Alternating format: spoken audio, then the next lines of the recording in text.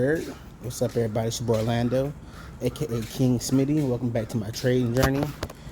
Make sure y'all hit that like and subscribe button. When you hit that subscribe button, and make sure you get notification when I put a video up. When you hit that like button, it makes the algorithm go crazy for me. You feel me? It recommends me to more people to get my reach out a little bit further. And as you can see, I'm not in the studio today or not in the crib. And I'm outside waiting on my car to get fixed. Walking to Ollie's. So as I'm doing that, just thought I'd record this video. But before we get started, I have a link in the description to Webull. And with that, you can get 15 fractional shares valued up to $3,000 a piece. So go ahead and click that link inside the description. Take advantage of that. Get those free stocks. And yeah, so now that you got that out the way, you like and subscribe. Let's talk about this security that's pretty much an IOU from the government. Something that's guaranteed to get you payment. And the reason I want to talk about this today is because I spoke with a financial advisor recently. They weren't my financial advisor, and this is not a financial advice at all. But I spoke to him, and what he's doing with his portfolios kind of aligns with kind of what I was thinking about doing with my portfolio. And I'm sorry I can't show you my year-to-date in comparison to the S&P 500 today, because of course I'm not home. But on top of that, TD Ameritrade is transferring to Charles Schwab, so I don't have access to it today. And on top of that, it looks a lot different. So it'll no longer be like a year-to-date view. It'll be more like a yearly view comparison to the other indices. And last time I checked with yesterday's movement, I want to say I was up roughly 92% year-to-date compared to the S&P 500, which isn't that bad at all. I've never seen this store before. So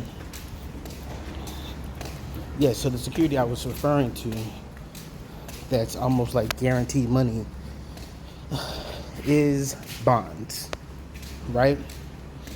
And he said that he was loading up on bonds and expecting for not this year, but next year for them to go away, to go higher. I'm not go away, but to go higher. And the thing about the stock market and investing is, if something is hot right now, you're probably late to the party. You feel me? Like, for example, AI and NVIDIA and like AMD, AI is hot right now. I started buying AI last year, like NVIDIA last year, when it was $155. Go back in my videos, you'll see when I started purchasing it. Right now, it's like almost $500 per share. I'm up like 200% in NVIDIA. So the time to buy these hot plays is before they get hot. Buy them before they start running up, and be in there when they run up. Because now the people who are coming in late, those are probably going to be bag holders, you feel me? Not saying that it's too late for NVIDIA, because NVIDIA is still kind of going up. It's still early for the long haul on AI. But like say NVIDIA drops 20%, I'm cool. A lot of people who just bought it, they're like panicking and stuff. But I bought it so far ahead ago that I still be up 200% on that. But like I said, the security I want to talk about though today is bonds. And not only am I gonna have I bought? I recently just started my position. But not only is it bonds, but since I'm a lot more riskier than the average investor, I bought the TMF, ticker symbol TMF, which is, oops, I didn't mean to go that far. the Dexterian 20-year bonds. But on top of that, just being 20-year bonds, it's a triple leverage. So that means if bonds go up 2%, my portfolio, well, my TMF is going to go up 6%. And it has been getting hammered lately. Matter of fact, let's go back to it. See this chart. As you can see on the monthly, the high is 55.75, but you can see it's just been getting crushed. It's just been getting hammered down. And that's because of, and I'm just looking at time range too. Since 2020. But I want you to think about what's been happening, especially of lately. The Feds has been raising interest rates, right? And so since the Feds has been raising interest rates, bonds has been getting crushed, right? They've been raising and raising and raising and raising, and the bonds just been getting hammered, as you saw from the previous chart. But the beautiful thing about that is they've been raising them so much that it's almost time to start cutting them. Let me sit down right here for a second. It's almost time for them to start cutting the bonds because they've been raising, cutting the interest rates because they've been raising them so high. And don't get me wrong, I kind of hope they raise them like one more time, not because of financial reasons, not, because I don't mind prices of eggs and gas and homes being high. I hate it. But at the same time, that crushes TMF, bringing it even lower than where it is right now, which allows me to buy even more shares with the money I have right now, which I love. So, smoking cigarettes kill my boy. So, I'm cool with it. Like, yeah, let's raise it one more time. Don't keep raising it. Raise it one more time, maybe. Let me buy even more shares of TMF. And then once they start cutting interest rates, bond prices should start rising. And depending on the rate that they cut them, it could rise fast. And then since I have triple leverage, it'll run even faster, right? I want you to look at this. Of course, hit that Webull link in the description. Take advantage of those free shares. Don't forget. But look at this. And I asked Google, I said, why do bonds rise when interest rates fall? And it says most bonds pay a fixed interest rate that becomes more attractive if interest rates fall, driving up demand and the price of the bond.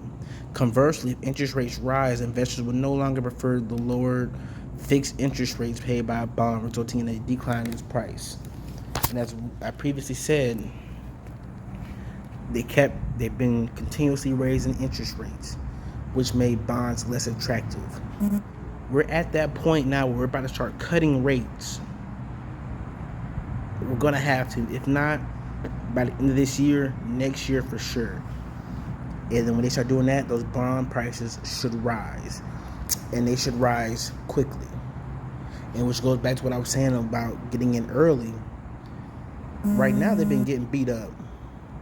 So right now is the time to get into these bonds.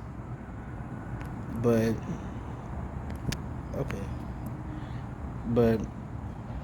if you wait until next year, yes, there is still going to be gains. There is still a way to make money on it.